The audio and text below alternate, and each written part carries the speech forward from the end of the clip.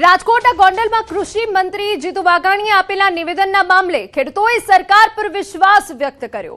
ખેડૂતોનું કહેવું છે કે જીતુભાઈ વાઘાણીએ કહ્યું કે તો પ્રશ્નો ઉકેલાઈ જ જશે, પરંતુ વીજ પોલનો પ્રશ્ન એક સમસ્યા છે, તેનું નિરાકરણ સરકારે લાવવું જોઈએ। તો કેટલાક ખેડૂતોએ કહ્યું કે વીજ કંપનીઓએ ખેતરમાં જતા પહેલા ખેડૂતોની મંજૂરી લેવી જોઈએ। ખેડૂતોનું આંદોલન ચાલી રહ્યું છે વીજ પોલ મામલે જે છે ખેડૂતો અત્યારે મેદાને છે। ત્યારે આજે કૃષિ મંત્રી જીતુભાઈ વાઘાણીએ એક મહત્વનું નિવેદન આપ્યું છે। આપણી સાથે ખેડૂતો છે, ખેડૂત આગેવાનો છે। શું કહેશો, આ નિવેદનને તમે કઈ રીતે જુઓ છો? જીતુભાઈ જે ખાતરી આપી છે કે સરકાર વીજ પોલનો પ્રશ્ન ટૂંક સમયમાં ઉકેલશે, એવું લાગે છે કે જીતુભાઈ કરી આપશે, સરકાર એની સાથે રહેશે અને બધું મેળે કરી આપશે। વીજ પોલ આવે એની પહેલા ખેડૂતને જાણ કરવી પડે।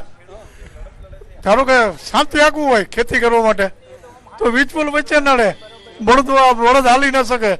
આજે જીતુભાઈ છે કૃષિ મંત્રી એને ખાતરી આપી કે આ પ્રશ્ન ઉકેલાઈ જાય, તમને વિશ્વાસ છે ઉકેલાઈ જાય?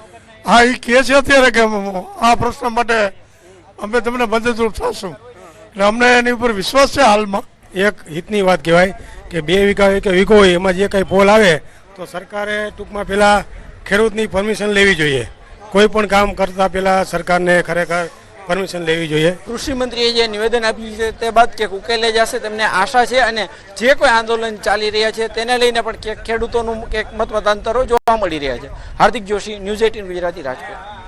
આશા પૂરેપૂરી આશા છે કે ભાજપ જે કહે છે એ હંમેશા કરશે, એ પણ મને ખાતરી છે, કારણ કે ખેડૂતો સાથેની સરકાર છે। ભાજપ સરકાર પણ ખેડૂતો સાથે જ રહેશે। હવે એન કેનામાં શું છે, વિરોધ પક્ષવાળાના તાળે બધા જે કોઈ હોય એ પ્રશ્નને ઉત્તેજના ખોટી આપતા હોય અને જે એનો વિઝન છે એ બધું ડાયવર્ટ કરવાની કોશિશ છે। આપણે સમાચારમાં આગળ વધીએ તો ગુજરાત, મધ્યપ્રદેશ અને મહારાષ્ટ્રની સરહદે આવેલા હામફેશ્વર ગામમાં શિક્ષણ માટે બાળકોને કપરા તપ કરવા પડી રહ્યા છે। જી હા, છોટાઉદેપુર જિલ્લાના છેવાડાના ગામમાં શાળા તો છે, પણ કાચા ઝૂંપડામાં ચાલી રહી છે। વીજળી, પંખા, પીવાના પાણી સહિતની સુવિધાનો અભાવ છે। ઉનાળામાં અસહ્ય ગરમી અને શિયાળાની કડકડતી ઠંડી સહન કરવા વિદ્યાર્થીઓ મજબૂર બન્યા છે। ચોમાસામાં ટપકતું પાણી જાણે બાળકોના ભવિષ્ય પર પાણી ફેરવતું હોય તેવા દ્રશ્યો છે। વાવાઝોડા વચ્ચે તો મકાન ધરાશાયી થવાના ભય હેઠળ બાળકો ભણવા મજબૂર છે। શાળાના કાચા મકાનમાં મકાન માલિકનો પરિવાર અને પશુઓ પણ રહે છે, જેના કારણે બાળકો સતત ઝેરી જાનવરોના ભય વચ્ચે બેસવા માટે પૂરતી જગ્યા વિના અભ્યાસ કરવા મજબૂર છે। અમારા હાપેશ્વર ગ્રામ પંચાયત ફળિયું આંબલા પાણી છે। અમારા અહીંયા નિહારના પ્રોબ્લેમ હતું, એટલે અમે કાચું મકાન છે, પાકું કોઈ અમારા ફળિયામાં મકાન નથી। 8 વર્ષથી સ્કૂલ ચાલે છે, પણ કાચા મકાનમાં ભણાવે છે। તો એક તો દૂર દૂરથી છોકરા આવે છે, ડુંગર વિસ્તાર છે, 3-4 કિલોમીટરથી છોકરા ભણવા આવે છે, પણ વરસાદમાં તો પાણી બધી સમસ્યા હોય તો કાચું મકાન છે। તો સરકાર પાસે માંગણી છે કે સ્કૂલ જલ્દી વહેલી તકે બનાવી આપે। ભૌગોલિક દ્રષ્ટિએ ડુંગરની ટોચ પર આવેલા આ શાળા સુધી પહોંચવું વિદ્યાર્થીઓ માટે જીવનું જોખમ ખેડવા સમાન છે। અલગ અલગ વિસ્તારોમાંથી આવતા માસૂમ બાળકોએ ઊંડા કોતરો અને પથરાળ ડુંગરાળ રસ્તાઓ પસાર કરીને ઊંચાઈ પર આવવું પડે છે। ચોમાસા દરમિયાન આ કોતરોમાં પાણી ભરાઈ જતા રસ્તાઓ અત્યંત જોખમી બની જાય છે। પાકા મકાનનો અભાવ અને રસ્તાના ભયજનક વાતાવરણના કારણે ડ્રોપ આઉટ રેશિયો ચિંતાજનક રીતે વધ્યો છે, ત્યારે પાકું મકાન બને તે જરૂરી બન્યું છે।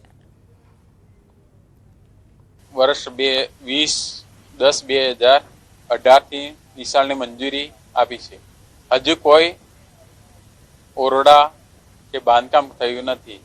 ભીલ કમસિંગભાઈ રણજીયાભાઈ એમના મકાનમાં કાચા મકાનમાં ચાલે છે। હજી એક ધોરણ 1 થી 5 ની સંખ્યા 14 છે। દુઃખની વાત એ છે કે શાળા માટે નવું મકાન છેલ્લા 8 વર્ષથી મંજૂર થયેલું છે, છતાં તંત્રની ઉદાસીનતાના કારણે હજુ સુધી પાકું ભવન બની શક્યું નથી। જે ઉદાર વ્યક્તિએ બાળકોનું શિક્ષણ ન બગડે તે માટે પોતાનું ઝૂંપડું આપ્યું છે, ત્યારે સરકાર તરફથી કોઈ ભાડું પર ચૂકવાતું નથી। શિક્ષણ વિભાગ આ વિલંબ પાછળ યોગ્ય જમીનની અનુપલબ્ધતાનું બહાનું ધરી રહ્યું છે અને ગ્રામ પંચાયત જમીન ફાળવે તેની રાહ જોઈ રહ્યું છે। અધિકારીઓ જમીન સંપાદન ન થયાનું કારણ આગળ ધરી બચાવ કરી રહ્યા છે, જેને લઈ ગામ લોકોમાં રોષ ફેલાયો છે। ત્યારે તંત્ર બાળકોના ભવિષ્યને લઈ ક્યારે ગંભીર બને છે અને શાળાના નિર્માણનું કામ ક્યારે શરૂ થાય છે તે જોવું રહ્યું। કે સદર શાળાની જમીન સત્વરે પ્રાપ્ત થાય અને IORAમાં ઓનલાઈન કરી અને જરૂરી કાર્યવાહી કરવા માટે તાકીદ કરેલી છે. એ સંબંધિત જે અધિકારી અને જે આચાર્યશ્રી છે તેને પણ અમે રૂબરૂ બોલાવી અને આ બાબતે જમીન પ્રાપ્ત કરવા માટે સઘન કાર્યવાહી હાથ ધરવા માટે અમે એમને પત્ર દ્વારા પણ કરેલી છે. ગુજરાતનું છેલ્લું ગામ એટલે હાફેશ્વર, જે છોટાઉદેપુર જિલ્લાનું કવાંટ તાલુકામાં આવેલું છે અને ખાસ કરીને હાફેશ્વર ગ્રામ પંચાયતની હદ વિસ્તારમાં આમલા પડ્યું જે આવેલું છે કે ત્યાં 1 થી 5ની શાળા આવેલી છે. આપણે જે તસવીર બતાવવા માગીશું, જે આ કાચું મકાન જે છે એ જ શાળા છે. આમ તો આ કાચા મકાનની અંદર બાળકો બેસીને અભ્યાસ કરે છે અને ખાસ કરીને બાળકોને અહીં આવવા માટે ઘણી મુશ્કેલી નડી રહી છે, કારણ કે રસ્તા કાચા છે, મકાન કાચું છે અને શિક્ષકને પણ આવવા માટે ઘણી મુશ્કેલી નડી રહી છે. આપણે જે તે તસવીર બતાવવા માગીશું, કાચું બિલકુલ મકાન છે, નાળિયાવાળું મકાન છે. વાવાઝોડું આવે તો આ ક્યારે મકાન ધરાશાય થઈ જાય તેનું નક્કી નથી. આ જે બાળકો, શિક્ષક, પરિવાર, તમામ લોકો ભયભીત છે કે ક્યારે આ મકાન ધરાશાય થઈ જાય તો બાળકોનું શું. અહીંના લોકોનું કહેવું છે કે સિટી લેવલે સારી અદ્યતન એસીવાળી શાળાઓ હોય છે, અમને એસી નથી જોતા પરંતુ પાકું બિલ્ડિંગ તો બનાવીને આપો, તેવી આ વિસ્તારના લોકો માંગ કરે છે. હવે ન્યૂઝ 18 ગુજરાતીના અહેવાલ બાદ તંત્ર જાગે છે કે કેમ અને આ વિસ્તારના આદિવાસી બાળકોને શાળા મળે છે કે કેમ તે જોવું રહ્યું. સેજબ ખત્રી, ન્યૂઝ 18 ગુજરાતી, છોટાઉદેપુર. સમાચારમાં આગળ વધીએ તો પોરબંદર જામનગર હાઈવે નજીક આવેલા પ્રખ્યાત બરડા ડુંગર વિસ્તારમાં ગેરકાયદેસર ખનનનો આક્ષેપ સામે આવ્યો. રાણાવાવ તાલુકાના લધાધાર બસ સ્ટેન્ડ પાછળ છેલ્લા 4 મહિનાથી કોઈ પણ મંજૂરી વિના ડુંગર ખોદવામાં આવી રહ્યો હોવાનો સ્થાનિકોનો દાવો છે. કુદરતી સંપત્તિ સમાન ડુંગરને મોટા પાયે નુકસાન પહોંચાડવામાં આવી રહ્યું છે, છતાં તંત્રની કામગીરી સામે સવાલો ઉભા થયા છે.